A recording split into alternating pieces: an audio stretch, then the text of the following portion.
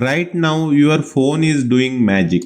You type google.com. 3 seconds later, you are looking at search results. Here's what's strange. Your phone has no idea where Google actually lives.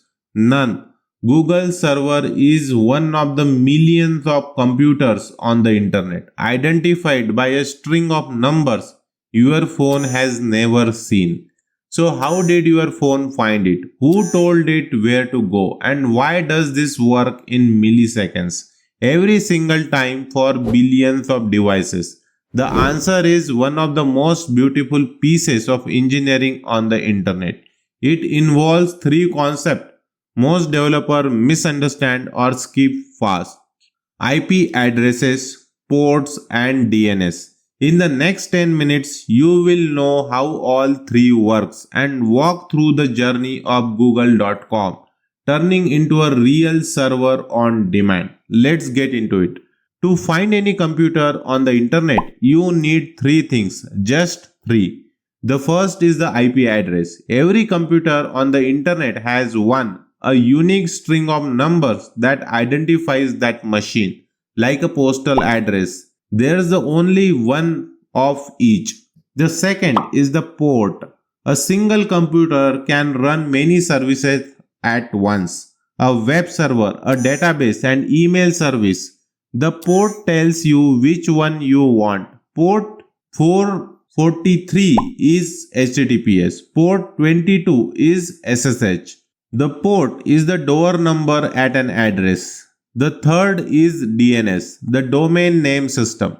This is what translates human-friendly names like google.com into IP addresses. Because nobody wants to memorize a string of digits. DNS is the phone book of internet.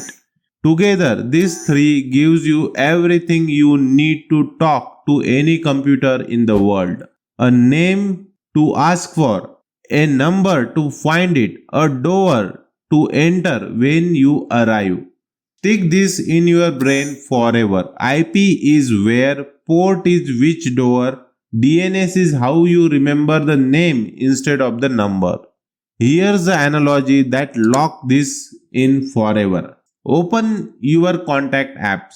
Right now, you are using DNS without knowing it. When you want to call your mom, you don't type her phone number. You just type mom and tap call. Your phone looks up mom in your contact list, finds the phone number stored there and dials it. You never saw the number. You just used the name. That's exactly what DNS is for your computer. The contact name is the domain name, mom, google.com. Easy to remember, useless to phone on its own. The phone number is the IP address, the thing the network need to make the call. A bunch of digits you would never type by hand. The contact app itself is the DNS, the lookup table that turns the name into the number every time. And here's the part most people don't think about. Your mom might have a work line, a personal mobile, a home landline. When you call mom, your phone picks the right number for the situation. That's the port. A web request goes to port 443. An email goes to port 587. Same server, different door. Once you see your contact app as DNS miniature, the entire internet stops being mysterious. It's just a very, very big contact list. There are three reasons every engineer must understand IP, port, and DNS in their bones. Reason 1. Interviews. The most common opening question in any system design or networking interview is what happens when you type a URL into your browser. The first thing that happens is DNS. If you can't walk through the journey from the name to IP, the rest of your answer is on a shaky ground. Reason 2. Debugging. When your app is broken in production, the cause is very often DNS or networking. The server is up but you can't reach it. Half the time it's a DNS misconfigurations. Knowing how this works turns a 4-hour incident into a 5-minute fix. Reason 3. Security. Almost every modern attack, phishing, DNS spoofing, man in the middle exploit how names map to addresses. If you know how DNS works, you know where it can be tricked, and once you see it, you can't unsee it. Here's where we are going. 3 concept, then the journey. Look at a typical URL https://google.com:443/search. Most people never notice what each part does. The google.com is a domain name, easy to remember. Before your phone can talk to anyone, it has to turn that name into an IP address. That's DNS. The colon 443 is the port. Browser hide the defaults. 443 for HTTPS, 80 for HTTP. But it always there. The port tells the server, I want your web service, not your email or your SSH. Once DNS has done its job, what your phone actually uses is the IP on port 443. That's the real address. The domain name was just the friendly label. Now the journey itself 5 steps, sometimes under 50 milliseconds. Step 1. Your phone takes the domain name and asks a special server called a recursive resolver, usually run by your ISPs or by Google or Cloudflare. The resolver's job is to hunt down the answer for you. Step 2. The resolver doesn't know the answer, so it asks a root name server, one of the 13 clusters at the top of the entire DNS hierarchy. The resolver says, where do .com names live? The root replies, ask the .com TLD name server. Step 3. The resolver asks the .com name server, where does google.com live? The .com server replies, ask Google's own name server.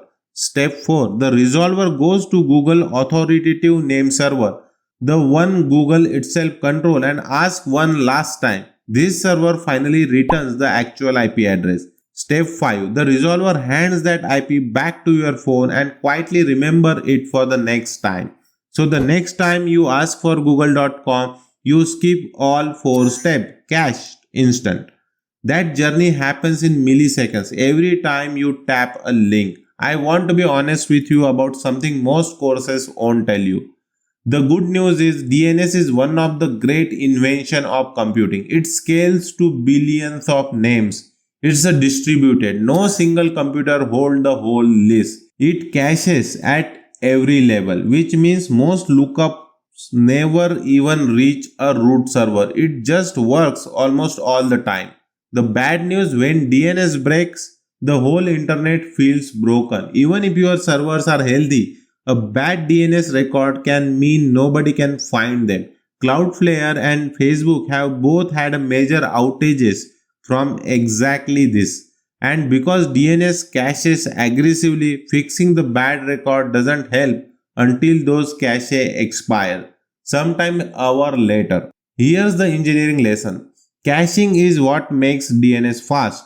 Caching is also what makes DNS painful to fix. Every system you build will have some version of this trade-off.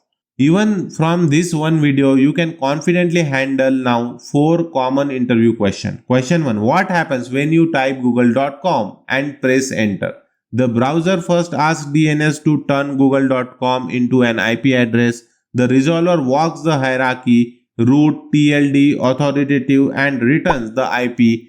Your browser then opens a connection to that IP on the right port and sends the HTTP request. This is what happens. Question 2. What is the difference between an IP address and a domain name? The IP is the actual address, what the network needs. The domain name is a human label that maps to it via DNS. You can have many domain names pointing to the same IP. You can also change an IP without changing the domain. That's why DNS exists. Question 3. What is the port and why do we need them? A port lets one computer host many services at once. Port 443 is HTTPS. Port 22 is SSH. Port 5432 is Postgres. Without ports, you would need a separate IP for every service. With ports, one server can do many jobs. Question 4. Why is DNS sometimes slow or unreliable? DNS depends on a chain of servers and aggressive caching. If any link is misconfigured, wrong record, expired cache, clients can't find your service even though it's up. That's why DNS is the most common cause of outages in modern system. That last one marks you as someone who actually debugged a real outage. Trust me. Before you go, take 30 seconds to log these concepts in your mind. Takeaway 1. To find any computer on the internet, you need three things: an IP address, a port, and a way to remember the names instead of numbers, DNS. Takeaway 2. DNS is your contact app, scaled to the entire internet. Domain name is the contact. IP address is a phone number, and the phone look up the number every time you call. Takeaway 3. DNS resolution walks a hierarchy.